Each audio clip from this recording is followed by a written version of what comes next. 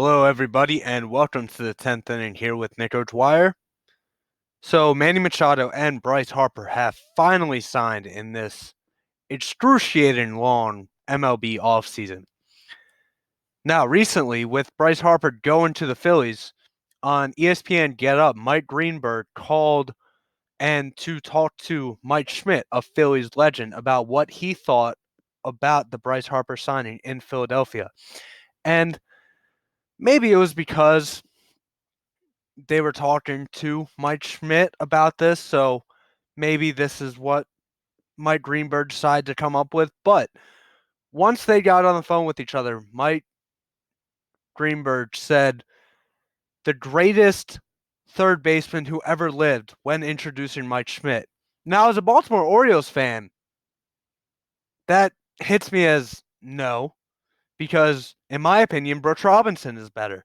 But today's topic is going to be what puts someone as the greatest of all time at a certain position. Now, we have these debates for football, for basketball, for hockey, for baseball, for almost any sport out there, any profession out there. We have a debate on who the greatest of all time is.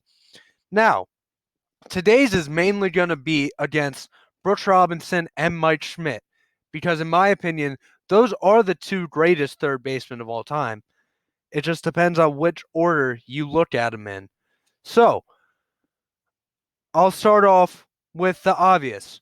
Mike Schmidt, much better power hitter throughout his career. That's not a debate. And because of how the game has transformed today, that's what's looked at and proclaimed why he's the greatest, because he put up the power numbers that Brooks Robinson didn't. But then let's go to the other side of the field, defense. Mike Schmidt was not a bad defender at all. He has 10 gold gloves. But those all came playing 81 games on Veterans Field, which Veterans Field, yeah, it may have been the worst turf field of all time, but it's turf. Turf is always going to be easier, no matter if it's the worst turf field or if it's the best turf field. Turf is always going to be easier to field on than natural grass. Now, Brooks Robinson, he did something that no other player, no other position player in history of baseball has done. He's won 16 straight, yes, 16 straight gold gloves at third base. And that was with playing 81 games at Memorial Stadium, which, if we're going off the logic that Veterans Stadium wasn't a good turf field, Memorial Stadium wasn't a good grass field, but he still did it. He was a wizard with the glove. He had reactions as quick as a cat, and he did anything he could to stop the ball. That's why he's nicknamed the human vacuum cleaner. Now, going to their offensive stats. What a lot of people don't realize between Brooks Robinson and Mike Schmidt, because Mike Schmidt has the better power numbers, they think Mike Schmidt was an all-around better hitter.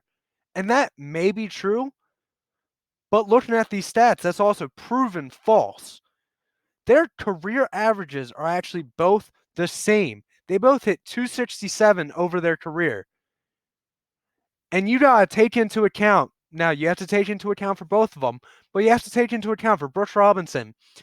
His first two seasons, he played about 10 games in the major league level. And then that was all he played because he wasn't an official rookie yet. So he hit about 100 each of those seasons. And then his last three seasons, he was over 40. So he wasn't doing great then. Not using that as an excuse, because Mike Schmidt had the same thing.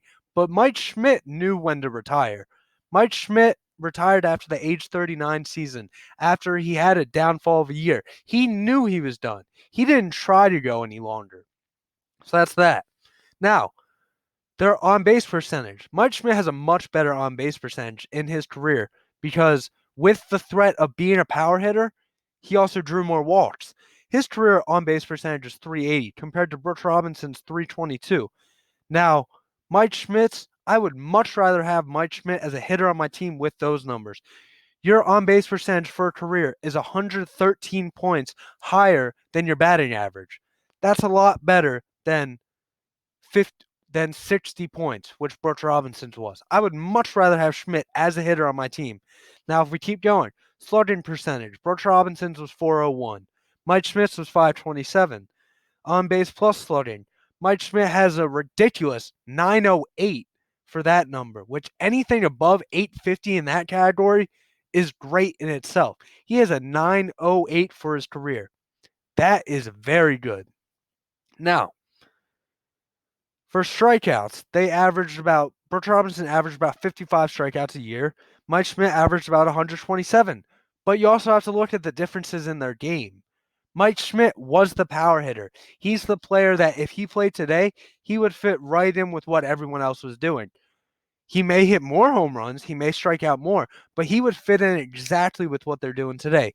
Brooks Robinson, on the other hand, he wouldn't fit in as well because he was a defensive minded third baseman. Hitting came second nature to him, but he needed to field his position first. That was the most important thing to him. If he did that, he would worry about hitting second. Mike Schmidt was the opposite. He worried about hitting first, whatever it could on the offensive end to help his team, and then worried about defensive second. Not that he was a bad defender, but he worried about defense second. Then, when we're going, Mike Schmidt has 3 overall MVPs in 1980, 1981, and 1986. And in 1980, the Philadelphia Phillies won the World Series. Now, Brooks Robinson has 1 MVP in 1963. And in 1963, Brooks Robinson's numbers, he had a 317 average, highest of his career, a 368 on base percentage, again, highest of his career. When Brooks Robinson won the MVP, he put up the best numbers he ever put. Now, Schmidt, he put up very good numbers his MVP seasons. And yes, in some of them, he got career highs, but he was a much more consistent hitter than Mike Schmidt. And so he didn't need to put up the gawky offensive numbers to win the MVP. He had to put up consistent numbers with what he was doing previously to win MVP, which he did. That's why he has 3 MVPs. But going on the defensive side, Brooks Robinson is in a whole nother league to anyone else in Major League Baseball history, let alone third baseman. If we're going off levels of third baseman for defense, we're going 1 to 10. If Mike Schmidt's a 9, Brooks Robinson's a 15. Brooks Robinson was the best defender of all time. It went in with his reactions. He was quick as a cat. And yes, Mike Schmidt playing on turf, he had to have very quick reactions because turf, even though no bat house will come, the ball moves at a much faster pace. But I have no doubt in my mind that if Brooks Robinson played on Veterans Stadium Field, that he would have as many, if not more, gold gloves than 16 what he got playing at Memorial Stadium his whole career. So in my opinion, Brooks Robinson is the greatest of all time. But that brings back up to the debate. What do you look at when you look at the greatest of all time? Do we look at the offensive numbers for Mike Schmidt, or do we look at the defensive numbers for Brooks Robinson? Or do we look at a guy who is middle in the road for both of them? Let's say Chipper Jones or George Brett. They were both very good defensively and very good offensively, but weren't great offensively like Mike Schmidt or weren't great defensively like Brooks Robinson. So how do we determine the greatest of all time? Well, it really all depends on what you look at. For me as a baseball fan, I like the old school approach of defense first. Defense wins championships. So I like to see defense first. And Brooks Robinson had that instinct on defense.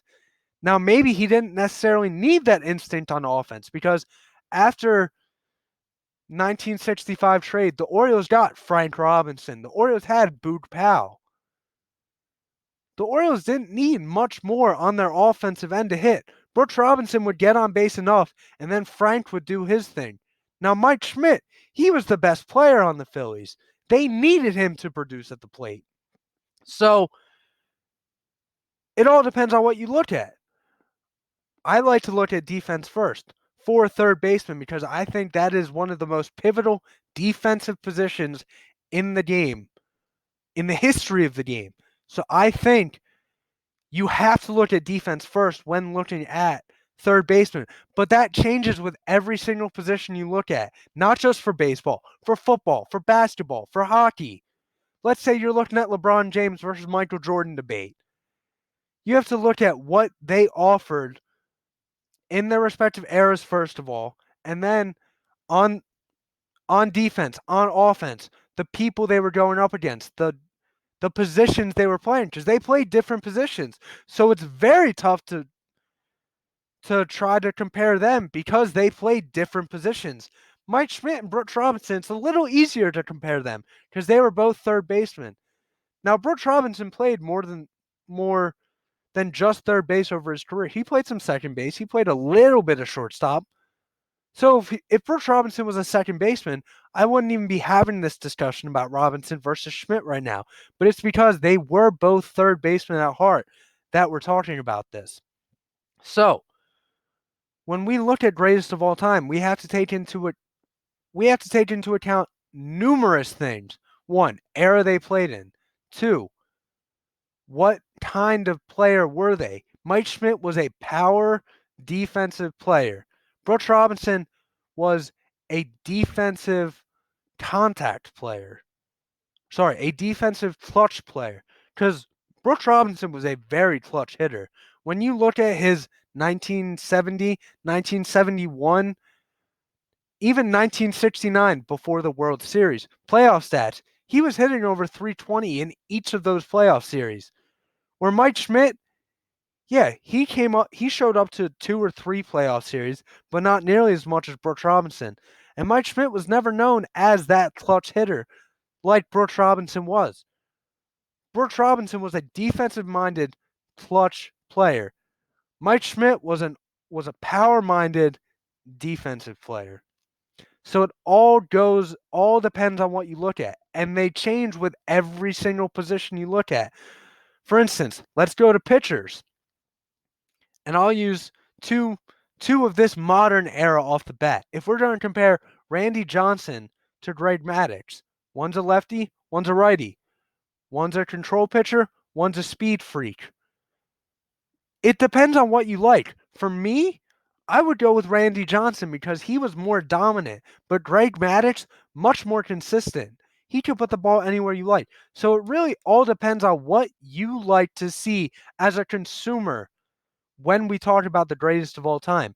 And for me, that gives the ball to Brooks Robinson. He is an edge over Mike Schmidt. Now, it may only be a small edge, but it's an edge in my opinion.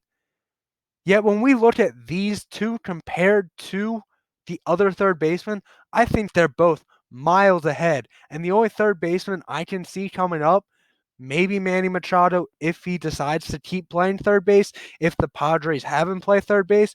But the only person other than that I can see with what they're doing right now get close to that is the guy in Colorado, Nolan Arenado. Nolan Arenado's had some great seasons. And yeah, for the offensive numbers, oh, he plays in Colorado. That's going to help. It doesn't matter. He's had great numbers both offensively and defensively. So I think he's the one that could catch up. But so let's just remember when we look at the greatest of all time, it's all a matter of perspective. It's very fun to debate with people, but it's all a matter of perspective. And in my perspective, Brooks Robinson is the greatest third baseman of all time. And there we have it.